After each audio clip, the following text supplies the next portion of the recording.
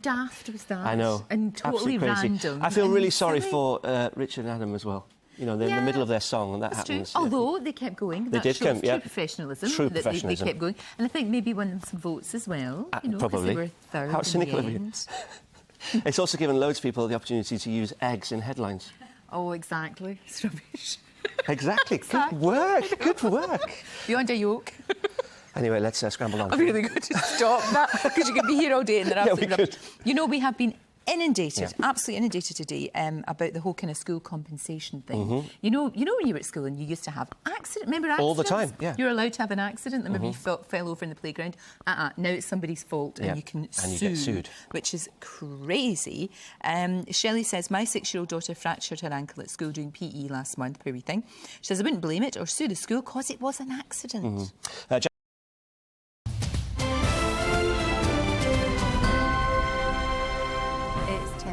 Now, millions of pounds of compensation is being paid out to the parents of children who injure themselves at school. An exclusive Daybreak investigation has revealed just how much local councils forked out last year. Louisa James has been investigating. And social commentator Liz Fraser. Great to see all of you. Morning. Francis, just think, you know, this whole kind of compensation culture that we seem to be in, how is that affecting your job, do you think? I think we're expecting to pick them up in one piece. But that's not happening, as we heard firsthand. I don't know where the message is getting lost. I suppose, firstly, that an accident will happen, or secondly, that anybody be pointing at the finger at anybody. So teachers have to have We've already heard that teachers are not able to do their job. You're saying you can't really do your job, and we're not preparing our pupils for life ahead, are we? So if you're always, you know, covered in cotton wool and you're not getting any risk, how then do you live your life?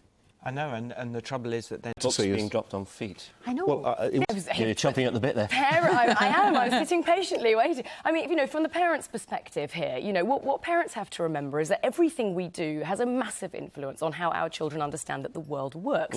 And so, really, if parents are going in and parents are showing children that if you hurt yourself, you go straight in there and seek some sort of compensation, which, by the way, is a compensation for loss or damage or something which has really caused you some sort of personal harm, by going in there every single time and showing children this attitude that if a very small bad things happen to you, the first thing you do is you go in and you seek some sort of compensation for something to you. That's what you're teaching them about how the world works. And as you quite rightly say, you know, but part of being a child and part of being a teacher and a parent, and parents are teachers in a different sort of way, is to teach children to get on in the real world. And we just need to toughen up a little bit. Of course, listen, we have to have systems in place so that if somebody suffers serious damage or loss, you know, in their life, that they can be compensated for that. But if the system allows it to happen, it will continue to happen because humans being how humans are, humans will always seek to get the most that they can, pretty much. Most humans will seek to get the most they can out of a situation. So the system allows it, it will continue to happen. The people who are suffering most probably immediately, actually, is probably the teaching staff, I would say, who can't do their jobs. But ultimately, the people who are suffering are our children who are being drip-fed this idea from their parents. I remember my 6-year-old stubbing his toe on a paving slab once, 6 years old, and turned to me and say, "Mummy, we could sue." And that did not come from me. Wow. No, but to raise them with that idea is very, very damaging. And most of the people that are getting in touch are saying exactly the same thing. Louise Porter says, as someone who works in a school, I think it's disgraceful. Not all accidents can be avoided, and we can't wrap children in cotton wool. OK, well, thank you all. Yeah, very thanks to much the three of you. indeed. Thank you. Still to come, getting inside the mind of a... Richard and Judy's daughter, Chloe Madeley, is going to be here to tell us more about that after the break.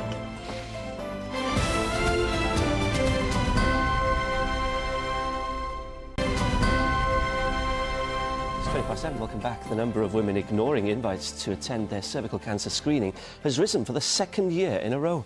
Invites? That sounded like we're going to a party. Well, better to go than not go. It absolutely is, and I mean, nobody likes it, but you do have to go. Now, just 4 years ago... Different strands. Yeah. It's 7:41. Welcome back. Do you know someone who's done something amazing? Maybe they've raised loads of money for charity or shown incredible bravery. Well, the Daily Mirror Pride of Britain Awards is a way to say thank you. And this morning, Carol Vorderman joins us to explain how you can nominate someone, including for Daybreak's own Emergency Services Award. First, though, here's a reminder of what the ceremony is all about. Fantastic, isn't it? It's nothing like it. No, there isn't. And it really is. You know, people say, oh, heartwarming and all that. It genuinely is. Yes. And everybody is in tears. There's a lot of tears, isn't there? Lots of tissues sprinkled along every But it's a really, really good night. Yeah, and this is the 15th, can you imagine? I don't know where those years have gone. The 15th Pride of Britain Awards. And this year, and today, we are asking everybody, this is our kind of a launch to say, please nominate anybody special who you know. And it could be a child of courage, it could be a teacher, it could be just somebody who helps around your street a lot.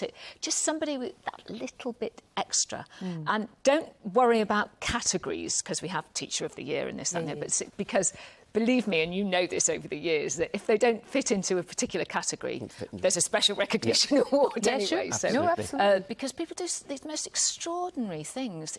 Every year you think, what? They've done what? And even our category last year, those guys were heroes, weren't they? Yeah, they were really good. Fantastic. And they were all like, oh, we're only doing our job. Absolutely. They're so humble. I know. But, you know, you talk about tears, because I was lucky enough to be on the judging panel last year, and it's almost impossible, because you turn every page and you think, oh, they're worthy. Oh, they're worthy of recognition. Oh, they're worthy. Amazing yes, people. because the system is that we ask for all of these nominations. Have you seen the bus outside? Yes. We have an enormous Pride of Britain coach. It's a coach, not a bus. It's a coach, sorry. There it is, look. Seen it there? It's fantastic. Now, that's starting off in London today.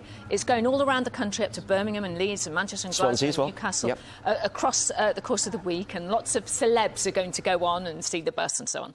And so what we would like people to do is register either a nomination or just an interest in it, and then they can nominate at some point, because we're holding the nominations open until the middle of August. Right. And they can go to the Daybreak website. Yes, itv.com/Daybreak. That's it. Or the prideofbritain.com website. Yeah. And last year, of course, we saw wee Jack Carroll, who was the runner-up in Britain's Got Talent. He was at the Pride of Britain Awards, wasn't he? Yes, he was.